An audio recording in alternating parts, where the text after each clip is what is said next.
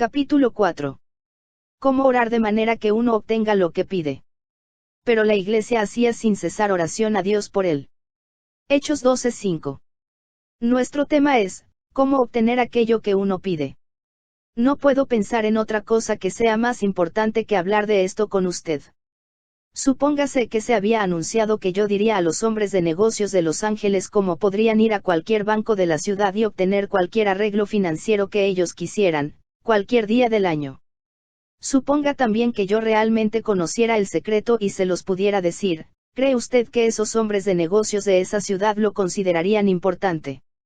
Sería difícil pensar que ellos pudieran considerar alguna otra cosa más importante.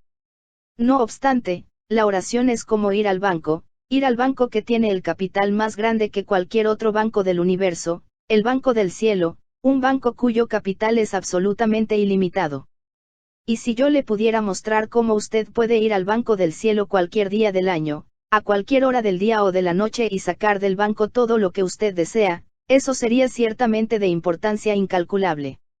Ahora bien, la Biblia nos enseña precisamente eso, nos dice cómo podemos ir al banco del cielo, cómo podemos ir a Dios en oración cualquier día del año, a cualquier hora del día o de la noche y obtener de Dios las mismas cosas que le pedimos. Lo que la Biblia enseña a este respecto ha sido experimentado por decenas de miles de personas, que han descubierto por experiencia propia que es absolutamente cierto, y eso es lo que estamos a punto de descubrir en las propias palabras de Dios. En Hechos 12 tenemos el registro de una oración sobresaliente por lo que se pidió y sobresaliente por los resultados de lo pedido. El rey Herodes había matado a Santiago, el hermano de Juan, y esto agradó mucho a los judíos, de modo que procedió a arrestar al líder de toda la compañía apostólica, al apóstol Pedro, con la intención también de matarlo. Sin embargo, el arresto se hizo en la semana de la Pascua, la Semana Santa de los judíos, y aunque los judíos estaban perfectamente dispuestos y aún ansiosos a dejar que asesinaran a Pedro, no estaban dispuestos a que su Semana Santa fuera profanada con una muerte violenta. De ahí que arrojaran a Pedro a la prisión para que lo resguardaran ahí hasta que terminara la semana de la Pascua y luego sería ejecutado. La semana de la Pascua casi terminaba, era la última noche de la semana de la Pascua y muy temprano a la mañana siguiente, Pedro sería llevado y decapitado. Parecía que había pocas esperanzas para Pedro, más bien no había ninguna esperanza, estaba en un calabozo resguardado, en un fuerte impenetrable, custodiado por 16 soldados y encadenado de cada una de sus muñecas a soldados que dormían a cada uno de sus lados. Parecía que no había ninguna esperanza para Pedro. No obstante, los cristianos en Jerusalén se habían propuesto sacar a Pedro de esta posición peligrosa y ponerlo en completa libertad. Pero ¿cómo lo lograron? Organizaron una turba y rodearon el castillo. No había ninguna esperanza de éxito por ese camino. El castillo era impenetrable contra cualquier turba y además estaba resguardado por soldados romanos bien entrenados que representaban un reto difícil de superar para cualquier turba. Hicieron circular una petición y consiguieron los nombres de líderes cristianos de Jerusalén para que la firmaran y presentársela a Herodes pidiendo que soltaran a Pedro. No, eso podría haber tenido peso, ya que los cristianos en Jerusalén en ese tiempo ascendían a miles en número y entre ellos había no pocas personas de influencia. Una petición así, firmada por tanta gente y por tanta gente de tal calibre, seguramente habría tenido influencia con un político tan marrullero como lo era Herodes. Pero ellos no intentaron ese método de liberación. Levantaron una colecta y reunieron una gran cantidad de dinero de los creyentes en Jerusalén para sobornar a Herodes para que librara a Pedro. Muy probablemente, eso hubiera resultado exitoso, ya que Herodes estaba abierto a esa estrategia. Pero ellos no hicieron eso. ¿Qué fue lo que hicieron? Tuvieron una reunión de oración, para sacar a Pedro de la prisión con oración. ¿Alguna vez se intentó algo aparentemente tan fútil y ridículo como lo que hizo este grupo de fanáticos?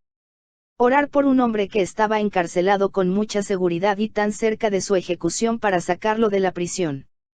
Si los enemigos de Pedro y de la iglesia hubieran sabido de ese intento, entonces se hubieran reído mucho. Se hubieran reído de la idea de que estos cristianos fanáticos estaban tratando de sacar a Pedro de la prisión con oración, sin duda alguna se hubieran dicho uno al otro, vamos a ver qué es lo que pasa con las oraciones de estos cristianos tontos. pero el intento de sacar a Pedro de la prisión con oración fue totalmente exitoso. Aparentemente Pedro mismo no tenía temores, sino que estaba reposando tranquilamente en Dios, ya que estaba profundamente dormido en las vísperas de su programada ejecución. Y mientras Pedro estaba profundamente dormido, resguardado por 16 soldados, encadenado a soldados que dormían a ambos lados de él, de repente brilló en la prisión una luz del cielo, y debió haberse visto junto a Pedro un ángel de Dios. El ángel tocó a Pedro en el costado mientras él dormía y lo despertó y le dijo: levántate pronto. Las cadenas de Pedro instantáneamente se le cayeron de las manos y se puso de pie. El ángel le dijo: cíñete, y átate las sandalias. Pedro lo hizo. Y luego el ángel le dijo: envuélvete en tu manto, y sígueme. Pedro, atolondrado y deambulando, pensó que estaba soñando y salió y siguió al ángel, aunque pensaba que estaba viendo una visión. Los soldados estaban todos dormidos, pero el sorprendido Pedro pasó por la primer guardia y por la segunda guardia y llegó al fuerte portón de hierro que conducía a la ciudad. Movido por el dedo de Dios, el portón se les abrió por sí solo y luego ellos salieron y silenciosamente pasaron por una calle. Ahora Pedro estaba seguro y el ángel lo dejó. De pie ahí en el frío aire de la noche, Pedro volvió en sí, se dio cuenta que no estaba soñando y dijo: ahora entiendo verdaderamente que el Señor ha enviado su ángel, y me ha librado de la mano de Herodes, y de todo lo que el pueblo de los judíos esperaba. Deteniéndose unos momentos para reflexionar, se dijo a sí mismo: hay ahorita una reunión de oración, debe estar en la casa de la madre de Marcos, voy para allá. Pronto los que estaban orando fueron sorprendidos por un fuerte golpeteo afuera en la calle a la puerta de la casa de la mamá de Marcos. Había una pequeña sierva llamada Roud, que estaba de rodillas entre los que oraban. Instantáneamente ella saltó sobre sus pies y se fue aprisa a la puerta, pensando dentro de sí: es Pedro, yo sabía que Dios iba a escuchar nuestras oraciones, Dios lo ha liberado y está a la puerta. Llegando a la puerta ella alzó su voz con entusiasmo: ¿eres tú, Pedro? Sí. Demasiado emocionada como para abrir la puerta, dejó a Pedro parado ahí afuera, regresó a prisa y dijo a los que estaban orando y que estaban sorprendidos: nuestras oraciones han sido contestadas, Pedro está a la puerta. Oh, Roud, tú estás loca, clamó la compañía incrédula. No, dijo Roud, no estoy loca, es Pedro. Dios ha contestado nuestras oraciones, yo conozco su voz, yo sabía que vendría y él está aquí. Y luego todos clamaron: no es Pedro, es su espíritu, lo mataron en la noche y su espíritu ha salido y está llamando a la puerta. Pero Pedro siguió tocando y ellos abrieron la puerta y allí estaba Pedro. La evidencia viva de que Dios había contestado su oración. Por cierto, ¿ha notado usted alguna vez que entre la compañía de los que estaban presentes en esa reunión de oración, solamente una persona es mencionada por nombre? Esa persona era la muchacha Roud. Sin duda alguna, los obispos y los ancianos de la iglesia en Jerusalén estaban ahí, pero ni uno solo de sus nombres ha quedado registrado. Probablemente algunos de los líderes de Jerusalén que para entonces eran cristianos estaban ahí, pero ni un solo nombre es mencionado. Roud y solamente Roud, ¿por qué? Porque Roud era la única que tenía realmente fe y era por lo tanto la única que merecía ser mencionada, aunque ella era solamente una sierva. Roud significa rosa, y esta Roud era una rosa muy fragante para Dios, aunque solamente era una sierva, porque no hay fragancia más dulce para Dios que la fragancia de la fe. Ahora bien, si podemos averiguar cómo oró esta gente, entonces vamos a saber cómo podemos orar también nosotros para obtener lo que pedimos. En el 5º versículo se nos dice exactamente cómo oraron, déjeme leérselo, pero la iglesia hacía sin cesar oración a Dios por él. Todo el secreto de la oración que prevalece, de la oración que obtiene lo que pide, se encuentra en esta breve descripción de su oración. La primera frase es: la iglesia, la segunda es: sin cesar, la tercera es: a Dios, la cuarta era: por él. Y a Dios. Vamos a tomar estas 4 frases y estudiarlas. Vamos a tomar primero la tercera frase porque es la más importante: a Dios. La oración que obtiene lo que pide, es la oración que es dirigida a Dios. Alguien dirá: no son dirigidas a Dios todas las oraciones. No, comparativamente hablando, Muy pocas de las oraciones que ascienden de esta tierra en la actualidad realmente son dirigidas a Dios. Yo a veces pienso que una de cada 100 oraciones realmente es dirigida a Dios. Usted se preguntará qué quiere decir. Quiero decir exactamente lo que digo, que ni una oración de 100 realmente es dirigida a Dios. Oh, dirá usted, sea lo que se refiere, usted está hablando de las oraciones que los paganos dirigen a sus ídolos y a sus falsos dioses. No, yo me refiero a las oraciones de la gente que se dice cristiana. Yo no creo que ni una en 100 de esas oraciones es realmente dirigida a Dios. Oh, dirá usted, ya sea a lo que se refiere, usted está hablando de las oraciones de los católicos romanos a la Virgen María y a sus santos. No, yo me refiero a las oraciones de la gente que se llaman a sí mismos protestantes. Yo no creo que ni una en 100 de las oraciones de los creyentes protestantes sea realmente dirigida a Dios. ¿Qué quiere decir? Dirá usted. Quiero decir exactamente lo que digo. Deténgase un momento y piense, ¿no es cierto que a menudo cuando los hombres se ponen en pie para orar en público o se arrodillan para orar en privado, que realmente están pensando más en lo que están pidiendo que pensar en el gran Dios que hizo los cielos y la tierra y quien tiene todo el poder y de quien están pidiendo todo? ¿No es cierto que a menudo en nuestras oraciones no estamos pensando mucho ni en lo que estamos pidiendo, ni estamos pensando en aquel a quien estamos pidiendo, sino que nuestros pensamientos andan deambulando por doquier? Tomamos el nombre de Dios en nuestros labios, pero realmente no hay un acercamiento consciente a Dios en nuestros corazones. Realmente estamos tomando el nombre de Dios en vano mientras imaginamos que le estamos orando a Él. Si va a haber poder en nuestra oración y si nuestra oración va a llegar a alguna parte, lo primero que debemos asegurarnos cuando oramos es que hemos llegado realmente a la presencia de Dios y estamos realmente hablando con Él. Nunca debemos pronunciar una sílaba de oración ni en público ni en privado hasta que estemos definitivamente conscientes de que hemos llegado a la presencia de Dios y que realmente estamos orándole a Él. O, que esas dos palabras, adiós, adiós, adiós se sumerjan profundamente en su corazón y de ahora en adelante nunca ore, nunca pronuncie una sola sílaba de oración hasta que se asegure que ha llegado a la presencia de Dios y que realmente está hablando con Él. Hubo un tiempo cuando yo me alejé de Dios y había decidido definitivamente que no iba a aceptar a Jesucristo, no obstante, oraba todas las noches. Había llegado a un lugar en el que yo tenía dudas de si la Biblia era la palabra de Dios y si Jesucristo era el Hijo de Dios y hasta dudé de si habría un Dios personal. Sin embargo, yo oraba todas las noches.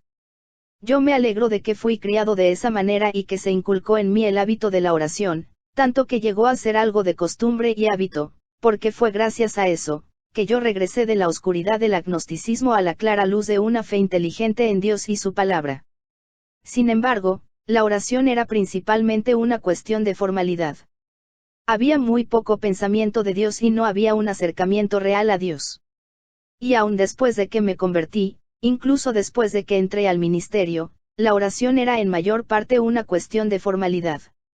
Pero llegó el día, cuando me di cuenta lo que significaba la verdadera oración, me di cuenta que la oración era tener una audiencia con Dios. Era llegar verdaderamente a la presencia de Dios y pedir y obtener cosas de Él. Y el reconocimiento de ese hecho transformó mi vida de oración. Antes de eso, la oración era un mero deber y a veces un deber muy tedioso, pero desde esa vez en adelante la oración ya no ha sido meramente un deber, sino un privilegio, uno de los privilegios más altamente valorados de la vida.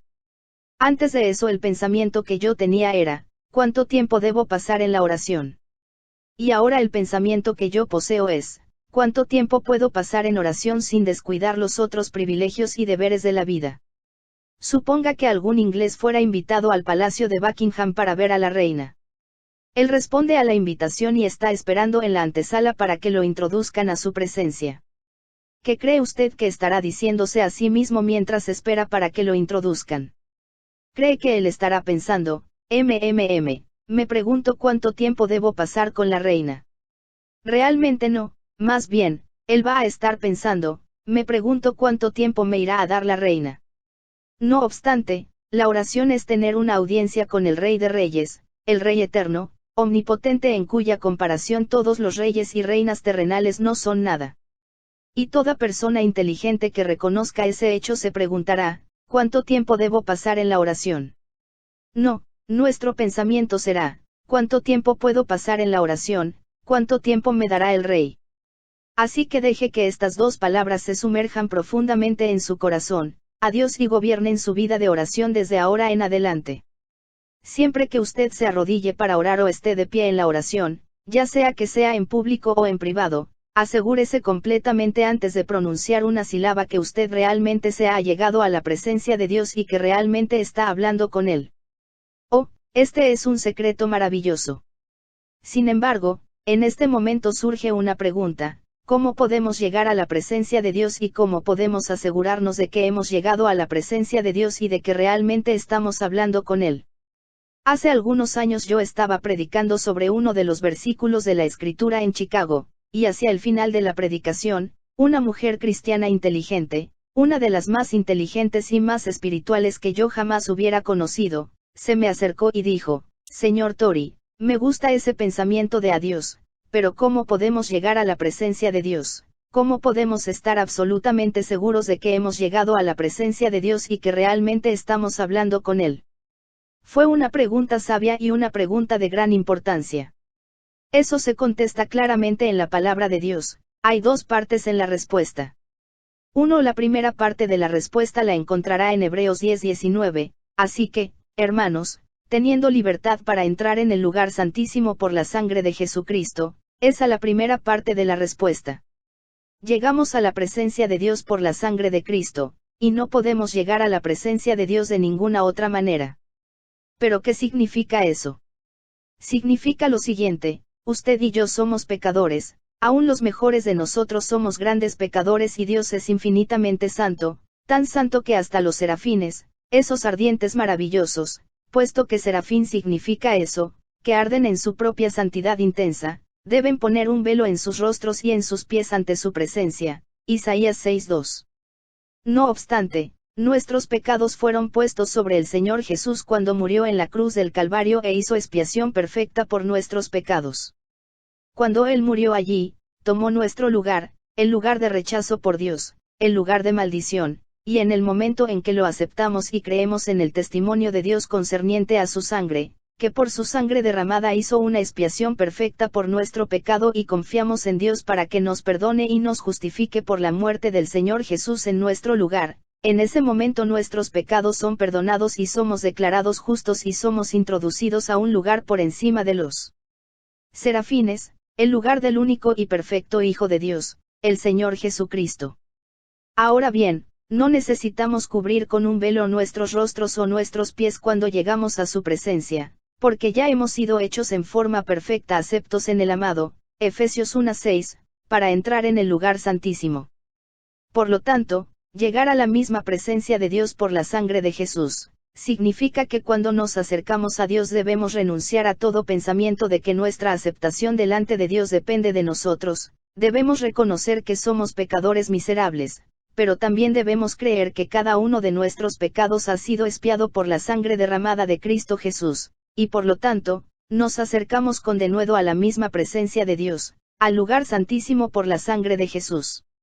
El mejor hombre o la mejor mujer sobre la tierra no pueden llegar a la presencia de Dios confiados en sus propios méritos ni por un momento. Ni pueden obtener nada de Dios en base a su propia bondad, ni siquiera la bendición más pequeña, sino en base a la sangre derramada de Cristo Jesús.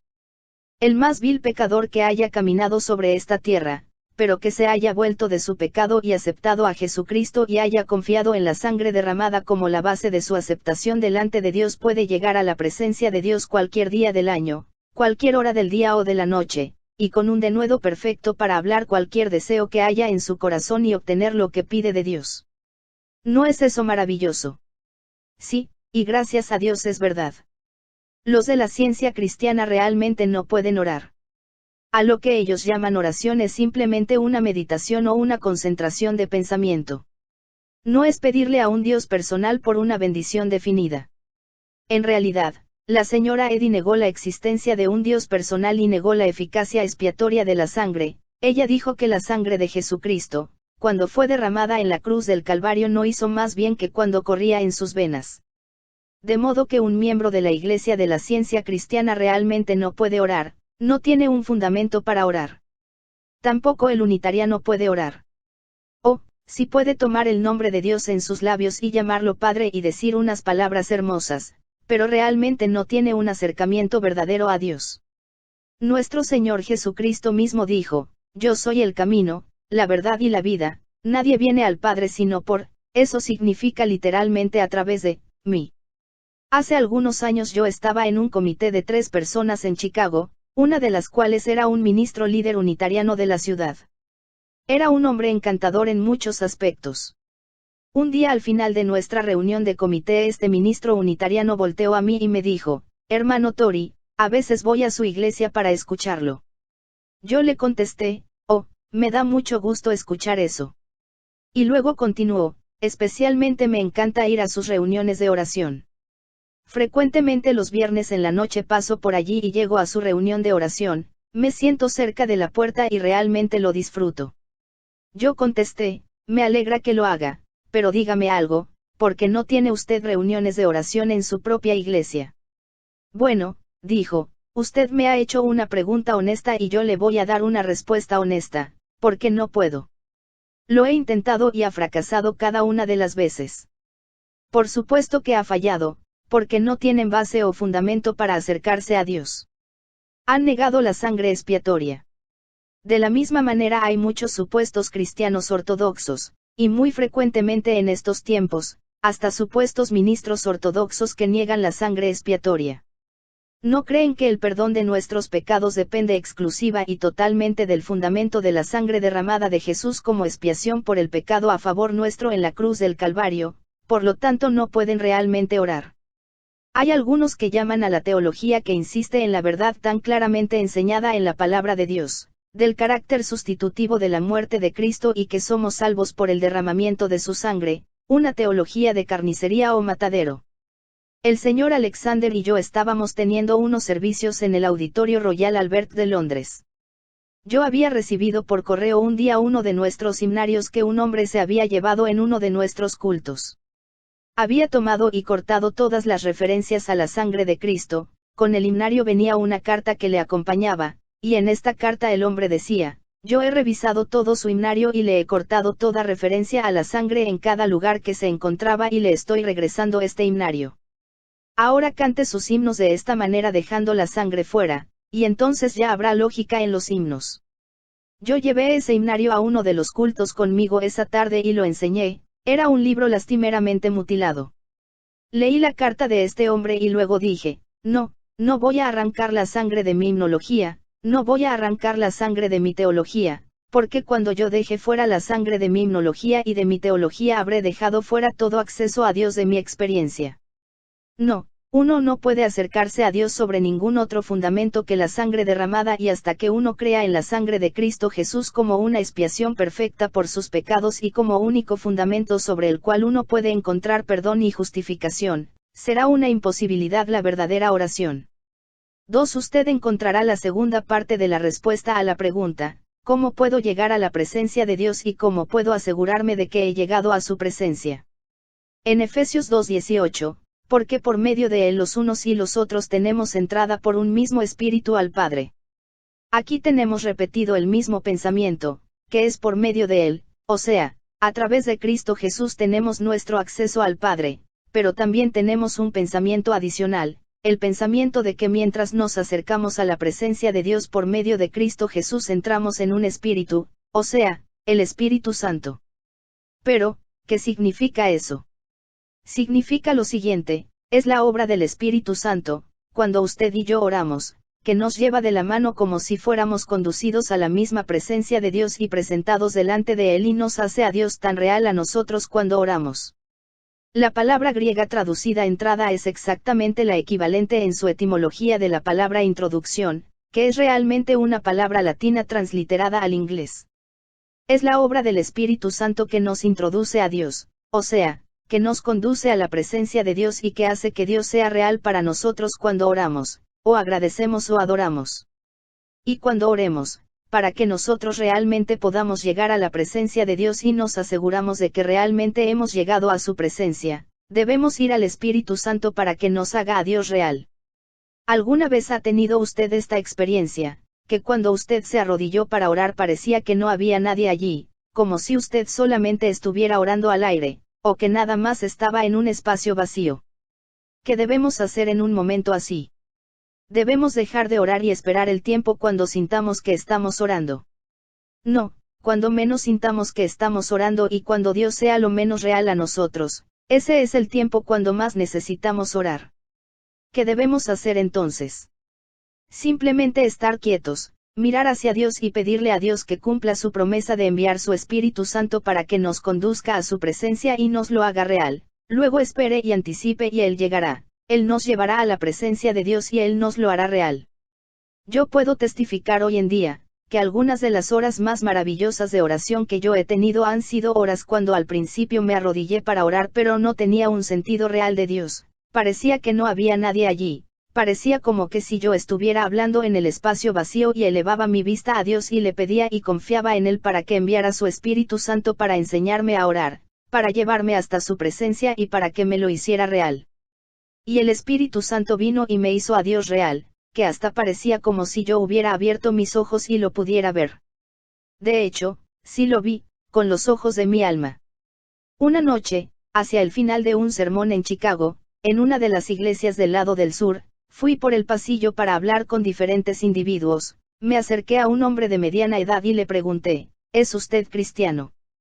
No, contestó, soy infiel. ¿Usted alguna vez ha visto a Dios? Y rápidamente le contesté, sí, yo he visto a Dios. Ese hombre se quedó pasmado y en silencio. Quise yo decir que había visto a Dios con los ojos de mi cuerpo.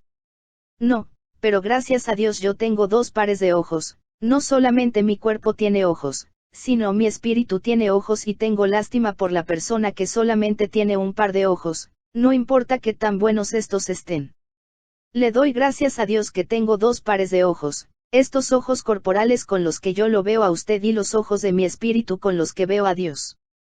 Dios le ha dado a mi cuerpo ojos maravillosos, a los 67 años de edad no he tenido que usar gafas, yo no sé lo que significa que mis ojos estén cansados o que me duelan por cualquier circunstancia. Pero yo con mucho gusto daría mis ojos físicos, antes que dar los ojos que Dios me ha dado, los ojos con los que yo veo a Dios. Esta es, pues, la manera de cómo llegar a la presencia de Dios y asegurarse de entrar en su presencia. Primero, se acerca uno por la sangre. Segundo, se acerca uno en el Espíritu Santo. Elevando los ojos al Espíritu Santo para que nos lleve a la presencia de Dios y para que nos lo haga real. Déjeme ahora llamar su atención brevemente a la importancia práctica de la doctrina de la Trinidad. Hay muchos que piensan que la doctrina de la Trinidad es meramente una doctrina abstracta, metafísica y completamente impráctica, pero no lo es. Involucra toda nuestra vida espiritual y es una cuestión de lo más importante en la cuestión práctica de la oración. Necesitamos a Dios el Padre a quien orar, necesitamos a Jesucristo el Hijo a través de quien oramos y necesitamos al Espíritu Santo en quien oramos. Es la oración dirigida a Dios el Padre, a través de Jesucristo el Hijo, y bajo la dirección y el poder del Espíritu Santo que Dios el Padre contesta. 2. Con urgencia intensa. Consideremos ahora otra de las 4 frases utilizadas en Hechos 12:5 que contiene todo el secreto de la oración que prevalece. Las 2 palabras sin cesar, que la Iglesia hacía sin cesar oración a Dios por él. La versión revisada dice un poco diferente, dice, se hacía oración con vehemencia de parte de la Iglesia hacia Dios por él. La palabra con vehemencia se acerca mucho más a dar la fuerza del original que las palabras sin cesar, pero aún con vehemencia no le da toda la fuerza de la palabra griega utilizada. La palabra griega es ekiptenos y significa literalmente en forma extendida, se puede ver cómo los traductores tradujeron sin cesar. Consideraron que la oración se estaba extendiendo por mucho tiempo, como una oración incesante, pero esa no es la idea en realidad. La palabra griega nunca se utilizó en ese sentido en ninguna otra parte del Nuevo Testamento y yo no conozco ni un solo lugar en la literatura griega, fuera de la Biblia, en donde se haya utilizado así. La palabra es descriptiva, tal como lo son muchas de las palabras bíblicas. Representa al alma extendiéndose en la intensidad y en su vehemencia hacia Dios. ¿Alguna vez ha visto usted una carrera? Los competidores se ponen en la línea de salida, lo más cerquita posible, esperando a que digan, fuera, o que se dispare la pistola en señal de arranque. Cuando se acerca el momento crítico, los corredores se ponen más y más tensos hasta que llega la palabra, fuera, o dispare el revólver. Arrancan empujando por la pista con todos sus nervios y sus músculos extendiéndose más allá de la meta, y a veces las venas hasta se les saltan en sus frentes como tiras de látigo. Todo corredor quiere ser el ganador. Este es el cuadro, el alma extendiéndose con vehemencia intensa hacia Dios. Es la misma palabra que se usa, en el modo comparativo en Lucas 22:44 en donde leemos, y estando en agonía, oraba más intensamente, literalmente en forma más extendida, y era su sudor como grandes gotas de sangre que caían hasta la tierra. La idea es, como ya lo señalé, que el alma se extiende hacia Dios en intensa vehemencia de deseo. Probablemente la traducción más precisa que se puede dar en una sola palabra sería, intensamente.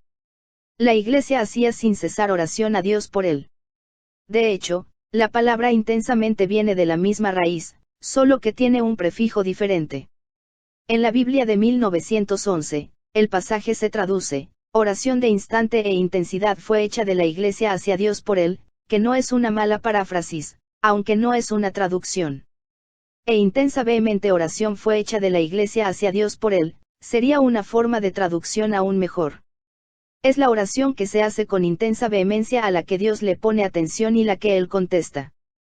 Este pensamiento surge una y otra vez en la Biblia, lo encontramos hasta en el Antiguo Testamento, en Jeremías 29:13, y me buscaréis y me hallaréis, porque me buscaréis de todo vuestro corazón. Aquí descubrimos la razón por la que muchas de nuestras oraciones no son escuchadas por Dios. Hay muy poco corazón en ellas, muy poca intensidad de deseo por lo que se está pidiendo, que no hay razón por la que Dios debiera poner atención a ellas. Usted oró esta mañana. Sin lugar a dudas, cada uno de ustedes contestaría, claro que lo hice. Entonces, suponga que le pregunto otra vez, ¿por qué oró usted esta mañana? Me temo que algunos de ustedes dudarían y pensarían y luego tendrían que decir, realmente ya olvidé por lo que oré esta mañana. Bien, entonces Dios va a olvidarse de responder. Pero yo debería de preguntarles a algunos de ustedes si oraron esta mañana, algunos dirían, sí. Luego, si yo preguntara por qué oró. Usted me lo podría decir inmediatamente, porque usted siempre ora por lo mismo. Usted tiene una pequeña rutina de oración por la que pasa cada mañana o cada noche. Usted cae de rodillas y hace por su oracioncita automáticamente, apenas pensando en lo que está diciendo. De hecho, a menudo ni piensa lo que está diciendo, sino que está pensando en una docena de otras cosas mientras está repitiendo su oración. Tal oración es obscenidad, es tomar el nombre de Dios en vano. Cuando la señora Tori y yo estuvimos en la India, ella fue a Darjeeling, en los Himalaya, en la frontera del Tíbet, yo no pude ir porque estaba muy ocupado con los cultos en Calcuta. Cuando ella regresó trajo una ruedita de oración tibetana. Es como un vasito de cobre redondo que en la parte de arriba tiene un palito y el vaso da vueltas cuando se gira el palito. La gente del Tíbet escribe sus oraciones, las ponen dentro del vasito y luego le dan vueltas al palito y cuando la rueda gira pronuncian sus oraciones. Esto es justamente la manera como ora un gran número de americanos, solo que la ruedita está en su cabeza en vez de estar en la parte superior de un palito. Se arrodillan y luego balbucean una oración de rutina, día tras día la misma cosa sin que casi se detengan a pensar en lo que están orando. Esa clase de oración es obscenidad, es tomar el nombre de Dios en vano y no tiene ninguna clase de poder para con Dios, es mera pérdida de tiempo, es pérdida de tiempo de la peor. ¿Y si yo les preguntara a algunos de ustedes por qué oraron esta mañana? Me lo podrían decir, puesto que mientras estaban en oración el Espíritu de Dios vino sobre ustedes, y hasta un gran dolor de cabeza, por la intensidad de deseo con la que ustedes clamaron a Dios por aquello por lo que necesitaban tener. Bueno, Dios va a escuchar su oración y les concederá su petición. Si hemos de orar con poder, habremos de orar con vehemencia intensa, poniendo toda nuestra alma en la oración. Este pensamiento surge una y otra vez en la Biblia. Por ejemplo, encontramos en Romanos 15:30, pero os ruego, hermanos, por nuestro Señor Jesucristo y por el amor del Espíritu, que me ayudéis orando por mí a Dios.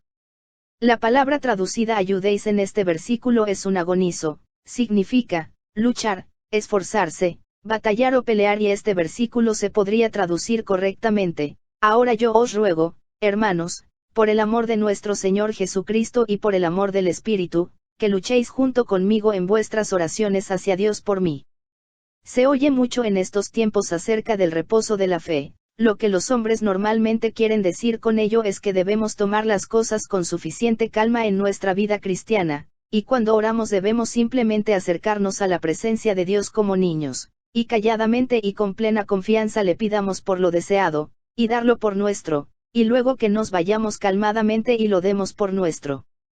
Ahora bien, hay algo de cierto en ello, es una gran verdad, pero solamente es parte de la verdad, y la verdad normalmente tiene dos lados. El otro lado de esta verdad es que no solamente hay reposo de la fe, sino que también hay lucha en la fe, y mi Biblia tiene más que decir acerca de la lucha de la fe que del reposo de la fe. La idea de luchar o pelear en la oración no es la idea de que debemos luchar con Dios para hacer que Dios nos conceda nuestras oraciones.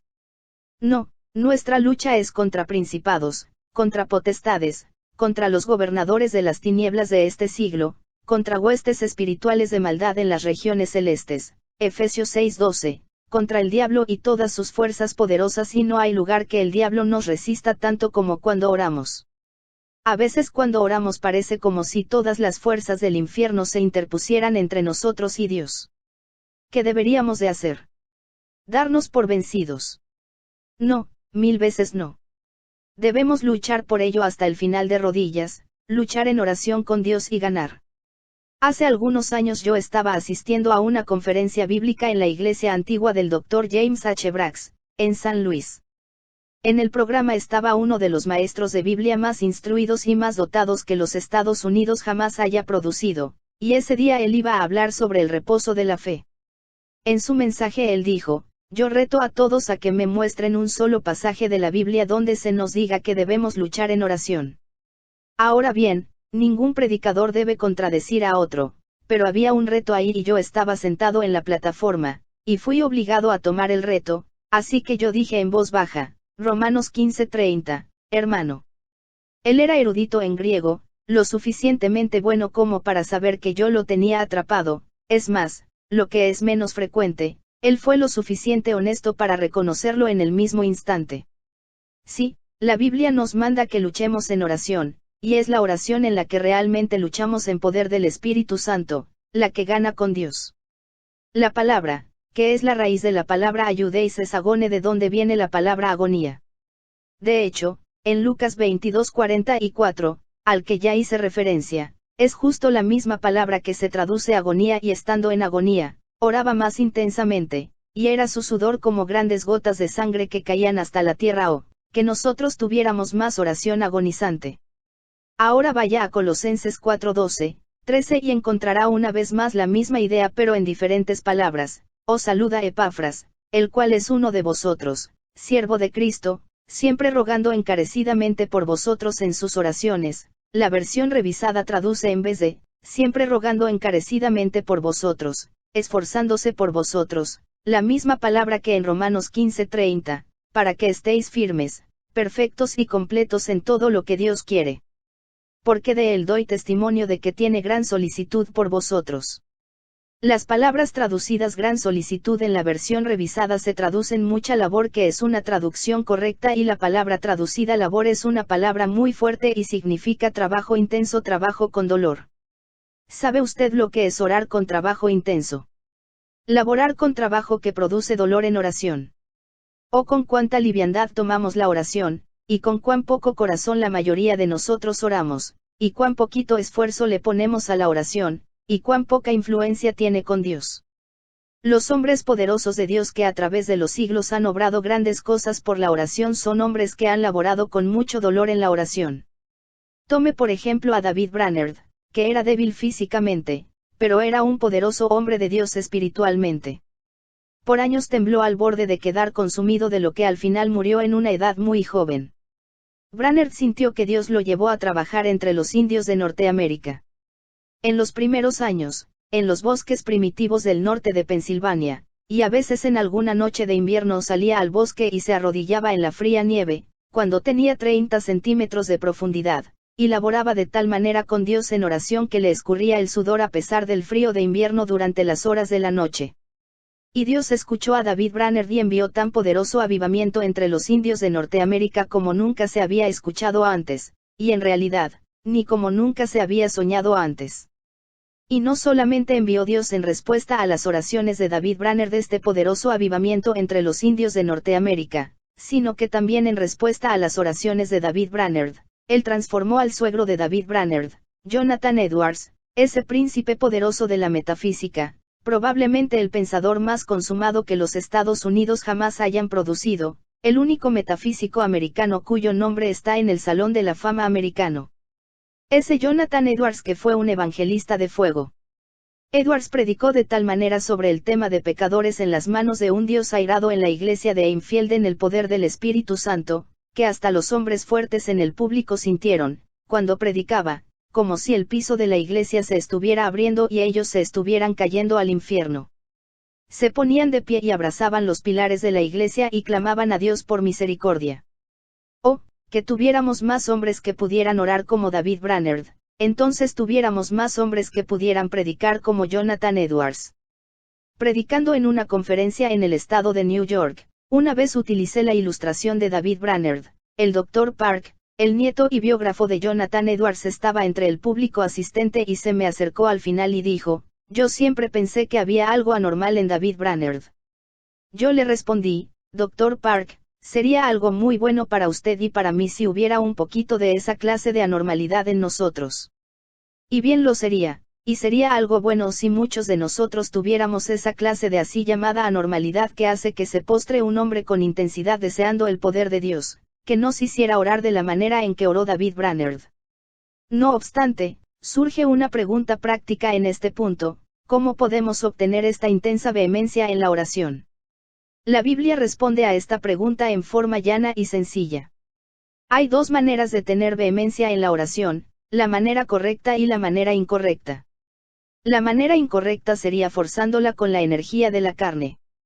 ¿Usted alguna vez ha visto que se haga eso?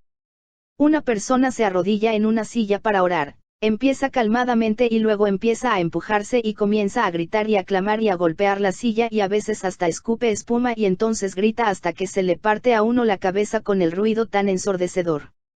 Esa es la manera incorrecta, es un fuego falso, es la energía de la carne que es una abominación a Dios.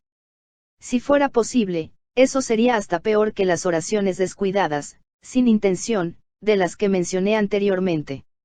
Pero hay una manera correcta de obtener la vehemencia que mueve corazones y que produce compunción de corazón de parte de Dios en la oración.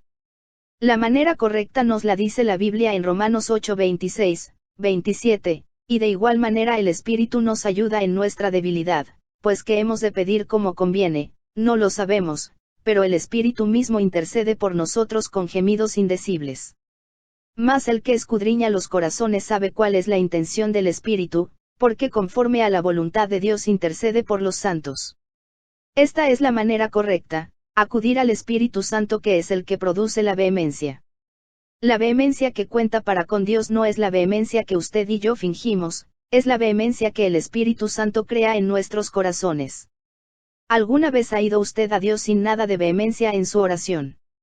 Eran solo palabras, palabras, palabras, una mera cuestión de formalidad, parecía como que no había verdadera oración en su corazón. ¿Qué hace uno en tiempos así? Deja de orar y espera uno a sentir más el deseo de orar. No. Si hubo alguna vez la necesidad de orar es cuando uno no tiene los deseos de orar. ¿Qué debemos hacer? Quédese callado y acuda a Dios para que Él le envíe su Espíritu Santo de acuerdo con su promesa para mover su corazón a la oración, y para despertar y crear verdadera vehemencia en su corazón en la oración, y Él se lo va a enviar y usted va a orar con vehemencia intensa muy probablemente con gemidos indecibles.